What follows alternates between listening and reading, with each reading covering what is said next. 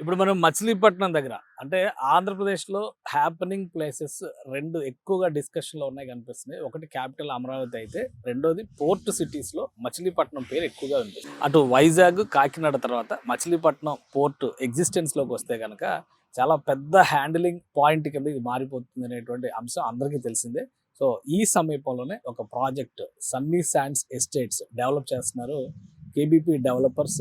దానికి సంబంధించినటువంటి విశేషాలు ఏంటి, ఈ చుట్టుపక్కల ఉన్నటువంటి అట్రాక్షన్స్ ఏంటి, ఈ సన్నీ శాండ్స్ ఎస్టేట్స్ వేయడానికి కారణం ఏంటి తెలుసుకునే ప్రయత్నం చేద్దాం. మనతో పాటు KBP developers promoter Sridhar Patibandla గారు ఉన్నారు. అలానే ప్రముఖ ఎన్ఆర్ఐ ఆయన అడిగి మరిన్ని వివరాలు తీసుకున్నాం. శ్రీధర్ గారు నమస్తే. నమస్తే అండి. సో ఇక్కడ ఈ ఏరియాలో మచిలీపట్నం ఏరియాలో చాలా ఉన్నాయి. ఇప్పుడు ఉన్నటువంటి ప్రాజెక్టుల గురించి అయితే చాలా మందిలో చాలా యాంగ్జైటీ ఉంది. నిజంగానే మీరు ఈ ప్లేస్ ఎంచుకోవడం అనేది ఫస్ట్ మిమ్మల్ని అప్రిషియేట్ చేయాలి. ఎందుకంటే ఇది ఫ్యూచర్ విజన్ అనేది మీకు ఎంత క్లియర్గా ఉందనేది కనిపిస్తుంది. సో ఏంటి ఈ ప్రాజెక్టుని ఇక్కడ ఎంచుకోవడానికి మీకు ఉన్నటువంటి రీజన్స్ ఏంటి? అంటే మెయిన్ రీజన్ మీరు అన్నట్టు పోర్ట్ అనేది నెక్స్ట్ ఇయర్ ఎండింగ్కి అవును 3 బర్త్స్ రిలీజ్ చేస్తామని చెప్తున్నారు. అవును సో దాంతో ఏంటంటే కొంత ఈ డెవలప్మెంట్ యాక్టివిటీస్ అన్ని కూడా చుట్టుపక్కల మంచిగా ఉంటాయి అనేది నా ఉద్దేశం. ఓకే అండ్ రెండోది ఇప్పుడు ఇది డిపిఆర్ కంప్లీట్ అయిపోయింది NH65కి సంబంధించి. అవును ఇప్పుడు 4 లైన్ అండ్ 6 లైన్కి డిపిఆర్ కంప్లీట్ అయిపోయింది. ఆ వర్క్స్ కూడా తొందరలోనే ఓకే స్టార్ట్ చేస్తారు అన్నట్టు. అండ్ థర్డ్ రీజన్ నాకు ఈ ప్లేస్ నచ్చడానికి కారణం ఏంటంటే డైరెక్ట్ యాక్సెస్ హైవే నుంచి ఉన్నది మన సన్నీ శాండ్స్ ఒకటే. ఓకే అండ్ అట్లానే చుట్టుపక్కల డెవలప్మెంట్స్ కూడాను చాలా అవుతున్నాయి. రీసెంట్ గా మీరు చూసినట్లయితే ఈ బెల్ అనేది ఆల్రెడీ కొంత ఎంప్లాయ్మెంట్ క్రియేట్ అయ్యింది ఇక్కడ బిఎల్ ఒక 5 కిలోమీటర్స్ లో.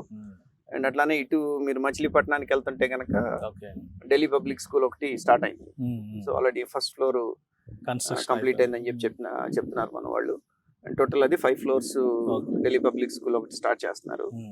సో ఈ డెవలప్మెంట్స్ అన్ని వస్తే కనుక ఇది చాలా తక్కువ ప్రైస్ లో ఉన్నది కాబట్టి ప్రెసెంట్ కొనుక్కునే వాళ్ళకి అప్రిసియేషన్ బాగా వస్తుంది.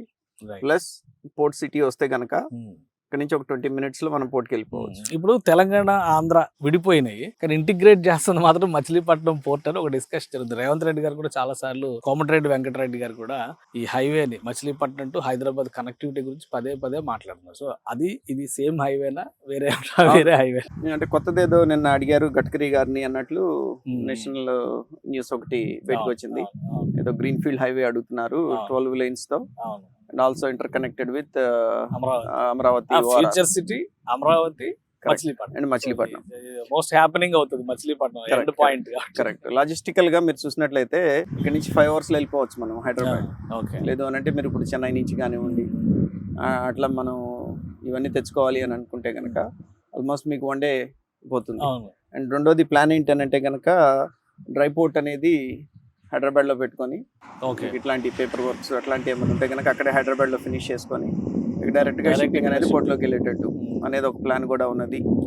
అంటే మీరు అన్నట్టు ఆంధ్ర కంటే కూడాను తెలంగాణకి మచిలీపట్నం పోర్ట్ అనేది ద మోస్ట్ నీడెడ్. గతంలో కూడా డిస్కషన్ జరిగింది. కేసీఆర్ గారు గవర్నమెంట్ ఉన్నప్పుడు కూడా అసలు మా గవర్నమెంట్ కి ఇచ్చేయండి మచిలీపట్నం పోర్ట్ అని కూడా అడిగారు. కరెక్ట్. బట్ ఇప్పుడు ఏంటంటే ఇంటిగ్రేటెడ్ డెవలప్మెంట్, అది ప్రైవేట్ పార్ట్నర్షిప్ తో డెవలప్ అవుతుంది. రెండింటిని ఇంటిగ్రేట్ చేసే బాధ్యత కేంద్రం రాష్ట్ర ప్రభుత్వాలు 2 సమన్వయంతో చేస్తాయి అన్నారు.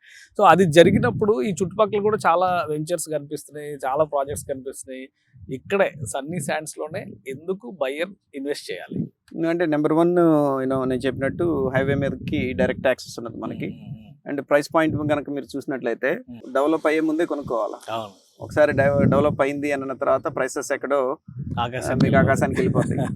కాబట్టి ఇక్కడ మేము చేసే డెవలప్మెంట్స్ కి అంటే లక్కీలీ నేను కూడా ముందే కొన్నాను కాబట్టి నాకు కూడా రీజనబుల్ ప్రైస్ లో వచ్చింది కాబట్టి అదే రీజనబుల్ ప్రైస్ లో నేను కస్టమర్ కి కూడాను ఇవ్వగలుగుతున్నాను. ఇది సో ఎంత ఈ వెంచర్ సైజ్ గానీ, ఇందులో ప్లాటింగ్ గానీ, లేటెస్ట్ డెవలప్మెంట్ గానీ ఏంటి ఈ వెంచర్? టోటల్ ఇది 28 acres అండి. నేను టోటల్ కొన్నది ల్యాండ్ దాంట్లో 20.69 acres, బాల్ పార్క్ 21 acres అనుకోండి.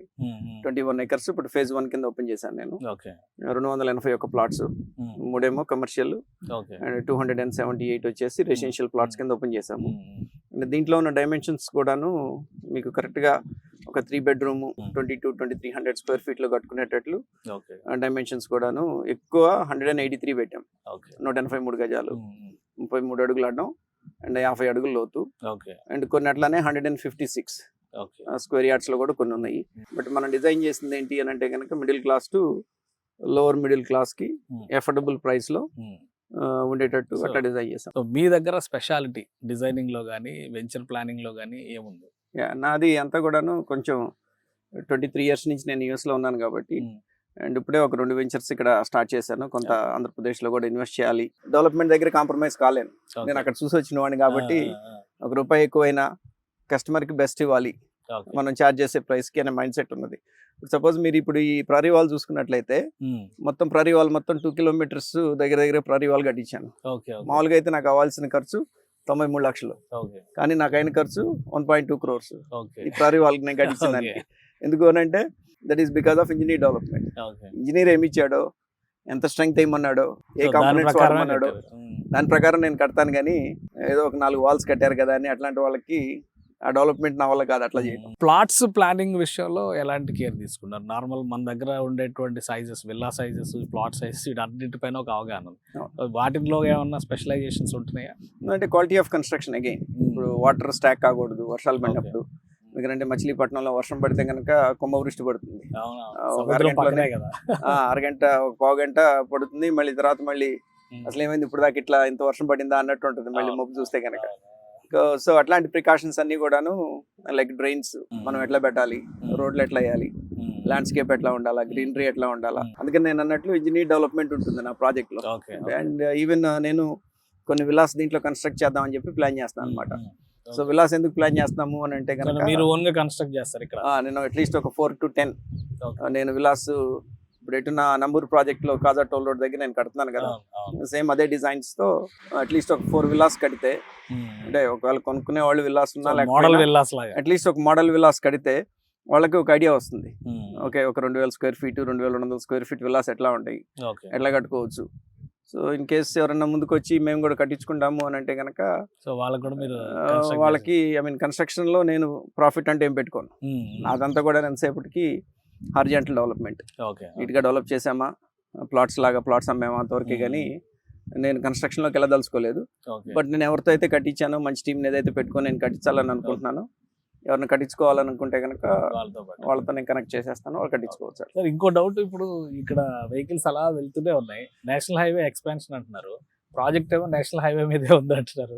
ఏంటి అక్కడ సేఫ్టీ, రేపు పొద్దున ఎక్స్పాన్షన్ అంటే రోడ్ ఎక్స్టెన్షన్స్ లో ల్యాండ్ ఎంత పోతుంది ఏంటి అవన్నీ చూసుకున్నారా? కరెక్ట్, గుడ్ క్వశ్చన్ అడిగారు మీరు. నేను NHAI నుంచి NOC తెచ్చుకున్నానండి. ఎందుకంటే ఇప్పుడు DPR ఆల్రెడీ 6 lane కి DPR అయిపోయిందని చెప్పాను కదా నేను. ఇప్పుడు కరెంట్ ఇటు 2 lanes అటు 2 lanes, అండ్ రేపు ఇటు 3 అటు 3, టోటల్ 6 lanes వస్తుంది. అయిన తర్వాత మళ్ళీ సర్వీస్ రోడ్ కావాలా, సర్వీస్ రోడ్ పోయిన తర్వాత కూడాను నా ప్రాజెక్ట్ కి సర్వీస్ రోడ్ కి మధ్యలో కూడాను ఇంకొక 5 feet ఉంటుంది. అందుకనే నాకు ఒక 3 months పట్టింది. ఒక బఫర్ వదిలేరు, ఒక 5 feet ఇంకా బఫర్ కూడా ఉన్నది. సో అందుకని నేను NHAI national highway authority of India దగ్గరికి వెళ్ళి నేను ప్రొవిజనల్ NOC తెచ్చుకున్నాను. ఎందుకంటే అదర్వైజ్ నాకేమవుతుంది అంటే ఆల్మోస్ట్ నేను 40 feet లోపలికి వదిలి కట్టుకోవాలి అది తెచ్చుకోపోయినట్లయితే కనుక. అందుకని ఆ DPR లో ఐ మీన్ దాంట్లో మొత్తం కూడాను NHAI దగ్గరికి వెళ్ళి నేను ప్రొవిజనల్ NOC తెచ్చుకున్నాను. కాబట్టి నాకు ఒక ఇంచు కూడా నేను లూజ్ కాలేదు. ప్లస్ సేఫ్టీ పరంగా కూడాను ఎనీ ఇష్యూస్ ఉండవు future.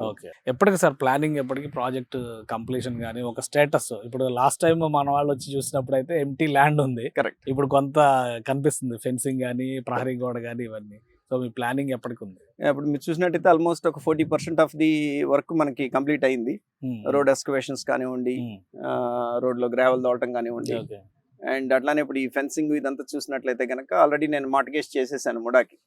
15% of the land development మీరు ముడాకి మచిలీపట్నం అర్బన్ డెవలప్మెంట్ అథారిటీ కిందకు వస్తుంది. ఇది CRDA పరిధిలో రాదు ఇది. సో ముడా కిందకు వస్తుంది. సో ముడా లేఅవుట్ కింద అప్రూవల్ తీసుకొని రేరా తీసుకొని అప్పుడు నేను కస్టమర్స్ కి రిజిస్టర్ చేస్తాను నేను. సో ఇప్పుడు ఈ ఫెన్సింగ్ ఇదంతా వేసేసి మార్టిగేజ్ ఆల్రెడీ నేను చేసేసాను. అండ్ LP నెంబర్ ఈ వీక్ లో వస్తుంది అన్నట్టు ఎక్స్పెక్ట్ చేస్తున్నాను any time. So LP number వచ్చిన తర్వాత ఒక 2 to 3 weeks మనకి రేరాక్ పడుతుంది. అది అయిన తర్వాత ఎవరెవరైతే నా దగ్గర కొనుక్కుంటున్నారో వాళ్ళందరికీ కూడాను నేను రిజిస్ట్రేషన్ చేసేస్తాను. ప్రాజెక్ట్ కంప్లీషన్ అనేది ఒక 1 year కంప్లీషన్ అనేది నేను అనుకోవటం బై సమ్మర్ అంటే ఆల్మోస్ట్ 40% వర్క్ అయింది. కాబట్టి అగైన్ ఈ 2 నెలల్లో కొంత ఆగాల్సి వస్తుంది మనం, ఎందుకంటే వర్షాలు పడినప్పుడు మనం ఏదైనా వర్క్ చేసినా కానీ అదంతా వేస్ట్ అవుతుంది. అందుకని దీపావళి తర్వాత చిన్న చిన్న వర్క్స్ ఏమైనా ఉంటే చేస్తున్నాం కానీ అంత స్పీడప్ చేయట్లేదు ప్రస్తుతానికి. 2 ప్రాజెక్టులు ఒకేసారి మీరు మూవ్ ఆన్ చేసే ప్రయత్నాల్లో ఉన్నారు. కరెక్ట్. అదే టీమ్, సేమ్ టీమ్ ని నేను డిప్లాయ్ చేసుకుంటున్నాను. అండ్ 2 ప్రాజెక్ట్స్ కూడాను ఆ టీమ్ కి నేను హ్యాండ్ ఓవర్ చేస్తాను నేను. అండ్ మా ఇంజనీర్స్ మా దగ్గర ఉన్న ఎక్స్పీరియన్స్డ్ పీపుల్, ఆ క్వాలిటీ ఎట్లా అవుతుంది, ఇష్యూస్ ఏమన్నా ఉన్నాయా, మనం అనుకున్నట్టు డిజైన్స్ వస్తున్నాయా లేదా, ల్యాండ్స్కేప్ వస్తుందా లేదా. అంటే ఈ 2 ప్రాజెక్ట్స్ కూడాను లోకల్ ఫ్లేవర్ ఉండదు అండ్ కొంత మా అంటే US standards NRI feel first of all మాకు నచ్చాలా, ఓకే కస్టమర్ కి నచ్చేటట్టే కూడాను మేము చేసిన ప్రాజెక్ట్ మాకు నచ్చాలా. సో మన వాళ్ళు ఏంటంటే చిన్న చిన్న జాగా దొరికినా కానీ ఒక 30 స్క్వేర్ ఫీట్ లో కూడా కట్టేస్తూ ఉంటారు. సో మరి ఆ మైండ్ సెట్ ఇక్కడ ఎట్లా, మీరు చెప్పినటువంటి ప్రపోజల్స్ రెస్పాన్స్ బాగానే వస్తుందా? అది నాన్ లేఅవుట్ లో వేయడానికి పాసిబిలిటీ ఉంటుంది కానీ వీటిలో కూడా అప్రూవ్డ్ లేఅవుట్స్ కానివ్వండి, సిఆర్డి అప్రూవ్డ్ లేఅవుట్స్ లో కానివ్వండి, అంటే ఇప్పుడు కొత్తగా ఇప్పుడు CRDA లో కూడా 33 ఫీట్ ఆర్ 30 ఫీట్ రోడ్స్ కి పర్మిషన్ ఇస్తున్నారు కానీ, బట్ నా వెంచర్స్ అన్ని చూసినట్లయితే కనుక మీరు అన్ని కూడాను 40 feet roads, under ground drainage, under ground water, landscape. అంటే నేను పెట్టిన ప్రైస్ కి ఇక్కడ చుట్టుపక్కల ఇట్లాంటి డెవలప్మెంట్ అయితే ఎవరు ఇవ్వలేరు. నేను ముందే కొనుక్కొని పెట్టుకున్నాను, ల్యాండ్ బ్యాంక్ అంతా నా దగ్గరే ఉన్నది కాబట్టి కొనుక్కునే వాళ్ళకి కూడా అప్రిసియేషన్ మంచిగా ఉంటుంది. అంటే సో మీరు ఇచ్చేటువంటి ఎమ్యూనిటీసే మీ దగ్గరకి బయర్స్ తీసుకొస్తాయి. కరెక్ట్. ప్లస్ ఐ మీన్ ఇప్పుడు నాదంతా ఏంటంటేనండి ఓపెన్ ప్రొఫైల్. జనాలు యూట్యూబ్లోకి వెళ్ళి నా పేరు కొట్టేసిన నా అమెరికన్ ప్రొఫైల్ కనపడుతుంది, నా ఇండియన్ ప్రొఫైల్ కనపడుతుంది. అండ్ అట్లీస్ట్ లాస్ట్ ఒక 20 yearsలో ఒక ప్రొఫైల్ అంటూ మనకంటూ ఉన్నది కాబట్టి మనం చేసే పని అయినా కానీ కొద్దిగా కేర్ఫుల్గా చేయాలి. అట్లా పెడితే అట్లా చేయలేము మనం. సో అది ఒళ్ళ దగ్గర పెట్టుకొని అవన్నీ కూడాను నీట్గా, అంటే మనీ అనేది డెఫినెట్లీ ఇన్వెస్ట్ చేసేది ROI కోసమే. But I wanted to do it the right way. ROI నాకు కొంత తగినా కానీ, but I wanted to do the right thing. Good will, trust, credibility ఇవన్నీ కూడా కీప్ అప్ చేయాలి. ఎవరితో మాట అనిపించుకోవటం అనేది నాకు ఇష్టం ఉండదు. అట్లాంటి పనులు చేయం. Thank you sir, all the best for your project. ఇది మచిలీపట్నంలో ఈ వెంచర్ సన్నీ శాండ్స్ ఎస్టేట్స్ పేరుతో నిర్వహిస్తున్నటువంటి వెంచర్ KBP డెవలపర్స్. దానికి మెయిన్ ప్రమోటర్గా ఉన్నది శ్రీధర్ పాటిబండ్ల గారు. ఆయన క్రెడిబిలిటీ, గుడ్ విల్ చూస్తే కనుక NRIs అందరికి కూడా తెలుసు. మీకు ఇంట్రెస్ట్ ఉంటాయి, ఎందుకంటే ఇది మోస్ట్ హ్యాపెనింగ్ ప్లేస్ కాబోతుంది. ఏ ప్లేస్నైతే మచిలీపట్నం హైదరాబాద్ కనెక్టివిటీ అని చెప్తున్నారో ఆ పాయింట్ ఇదే అవుతుంది. నేషనల్ హైవే పక్కనే ఉన్నటువంటి వెంచర్ ఇది.